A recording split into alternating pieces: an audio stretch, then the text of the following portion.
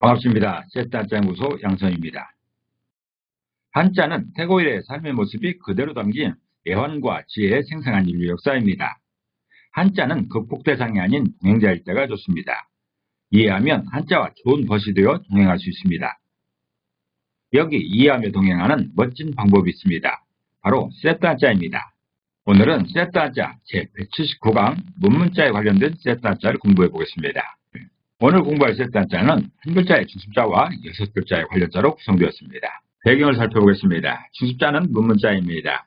문의 역할에 관한 것입니다. 문의 역할은 안쪽에서 바깥쪽으로 또는 바깥쪽에서 안쪽으로 통하는 그런 기능이 있습니다. 셋다자 179강은 문의 현재 상태를 통한 문의 기능을 설명하는 그런 셋다자로 구성되었습니다. 중심자를 보겠습니다. 중심자는 문문자입니다. 문문자는 문을 의미합니다. 이 문문자는 문을 세우는 양쪽 문기둥과 두 개의 문짝을 형성한 그런 글자입니다. 이 문은 서민들 집에 있는 그런 작은 문이 아닌 궁궐이나 저택의 웅장한 문입니다. 문은 드나들거나 통하도록 튀어나온 곳으로서 공간을 통합하는 기능도 있고 분리하는 기능도 있습니다. 중심자인 문의 의미를 기억하면서 관련자들을 살펴보겠습니다. 첫 번째 관련자는 물을 문자입니다. 물을 문자는 묻다라는 의미가 있습니다. 해당 부수로는 문을 의미하는 문문자와 입 중에서도 말하는 기능을 강조하고 있는 입글자로 구성되어 있습니다. 물을 문자를 이미지로 구성해보면 문문자에 해당되는 문의 이미지가 있습니다. 그리고 입글자에 해당되는 말하는 입의 이미지가 있습니다. 이렇게 두 이미지가 결합된 모양이 물을 문자여서 물을 문자가 표현하는 묻다라는 것, 그 물음은 문 사이로 입을 내민 모습이다라는 그런 뜻입니다. 문이 닫힌 상태에서 누군가가 밖에서 문틈 사이로 입을 내밀고 있으면 안쪽에 누구에게 질문하는 상황입니다. 저택이나 궁궐에는 서민들이 알 수 없는 은밀한 일들이 많이 벌어지기 때문에 밖에 있는 사람들은 항상 그 안이 궁금합니다. 그래서 기회가 되는 대로 문틈 사이로 누가 보이면 묻고 싶은 것이죠. 물을 문자는 문틈 사이로 입을 내밀고 있으면 묻는 상황이라는 표현입니다. 두 번째 관련자는 들을 문자입니다. 들을 문자는 듣다라는 의미가 있습니다. 해당 부수로는 문을 의미하는 문문자와 귀를 의미하는 귀자로 구성되어 있습니다. 물을 문자를 이미지로 표현해보면 문문자에 해당되는 문의 이미지가 있습니다. 그리고 귀자에 해당되는 귀의 이미지가 있습니다. 이렇게 두 이미지가 결합된 모양이 들을 문자여서 들을 문자가 표현하는 그 들음이라는 것은 문 사이로 귀를 붙인 모습이다라는 그런 뜻입니다. 문이 닫힌 상태에서 누군가가 밖에서 문틈 사이로 귀를 대고 있으면 안쪽에서 일어나는 일들이 궁금해 귀를 기울이는 그런 상황입니다. 옛날에는 결혼 첫날 밤 신랑 신부가 처음 신혼방에 들어가면 동네 사람들이 그 안 상황이 궁금해서 문에 귀를 대고 엿듣는 그런 풍습이 있었습니다. 그러다가 너무 궁금하면 손가락에 침을 발라서 문종이를 뚫고 방 안을 쳐다보기도 했습니다. 요즘 생각해보면 신혼방을 구경한다는 것은 참으로 난감하고 어색한 상황인데 옛날에는 그런 풍습이 있었던 것이죠. 어떤 이유로든 문에 귀를 대고 있는 것은 안의 상황을 듣기 위함입니다. 들을 문자는 문틈 사이로 귀를 대고 있는 모습이 듣기 위함이다라고 표현하고 있습니다. 세 번째 관련자는 10개자입니다. 10개자는 열다라는 의미가 있습니다. 해당 부수로는 문을 의미하는 문자와 평평하다라는 의미의 평평할 견자로 구성되어 있습니다. 10개자를 이미지로 표현해보면 문문자에 해당되는 문의 이미지가 있습니다. 그리고 평평할 견자에 해당되는 평평한 시소의 이미지가 있습니다. 이렇게 두 이미지가 겹친 모양이 10개자여서 10개자가 표현하는 그 열림이라는 것은 문의 안과 밖을 평평하게 만드는 것이다라는 그런 뜻입니다. 문을 열면 건물 안쪽과 바깥쪽의 구분이 없어집니다. 평평하게 되는 것이지요. 오래된 옛날에는 가끔씩 대감댁에 대문을 개방하고 마을 사람들을 초대해서 잔치를 벌였습니다. 실컷 먹게 하고 귀가할 때는 한 보따리씩 양식을 들려보내 가난에 찌든 어려움을 조금이라도 덜게 하라는 그런 목적이었습니다. 이런 모습이 참 부자의 부유함을 누리는 모습입니다.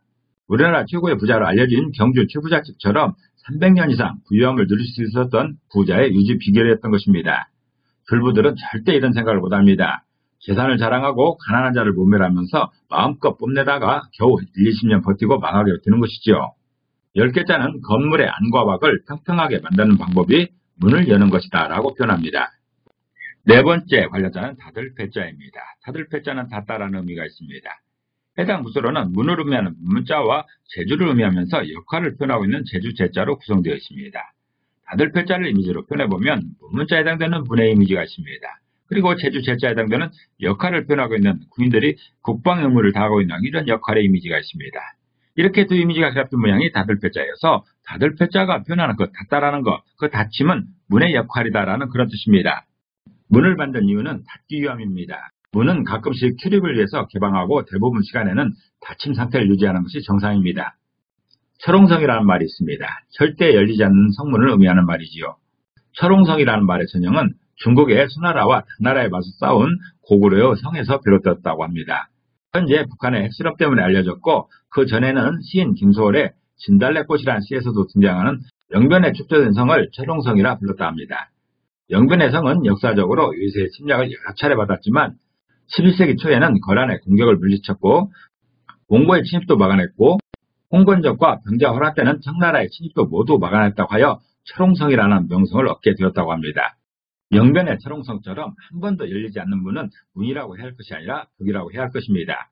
가끔씩 필요할 때 열리고 대부분은 닫힌 것이 문의 역할입니다. 닫힐 패자는 문을 의미하는 문문자와 역할을 의미하는 제주 제자가 결합해서 문의 역할이 닫히는 것이다 라고 표현하고 있습니다. 다섯 번째 관련자는 사이간자입니다. 사이간자는 사이, 틈을 의미하고 있습니다.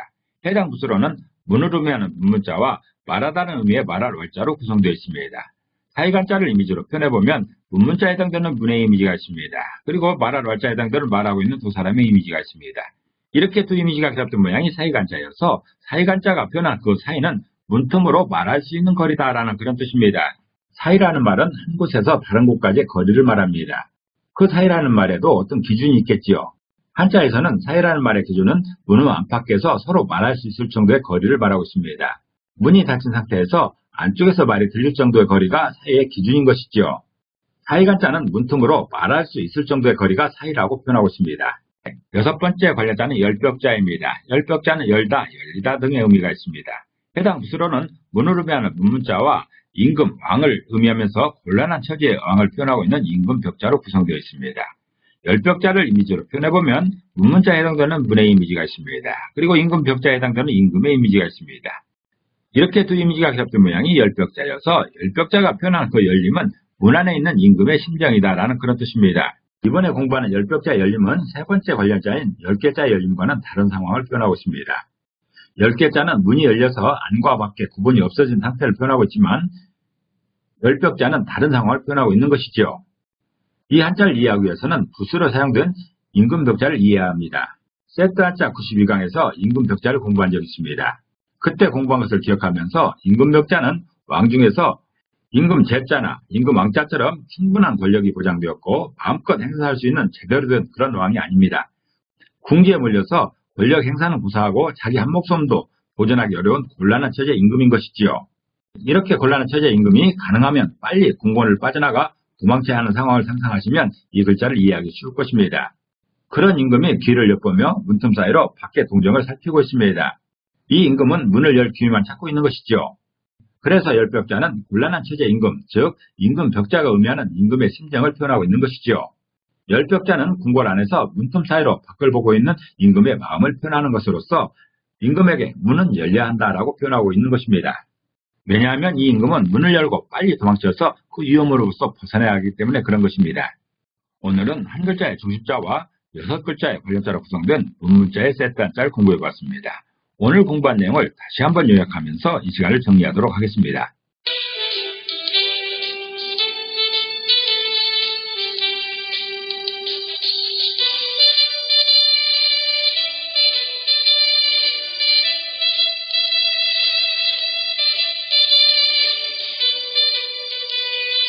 한자는 뜻글자입니다. 그래서 모든 한자에 한 획 한 획의 의미가 있습니다.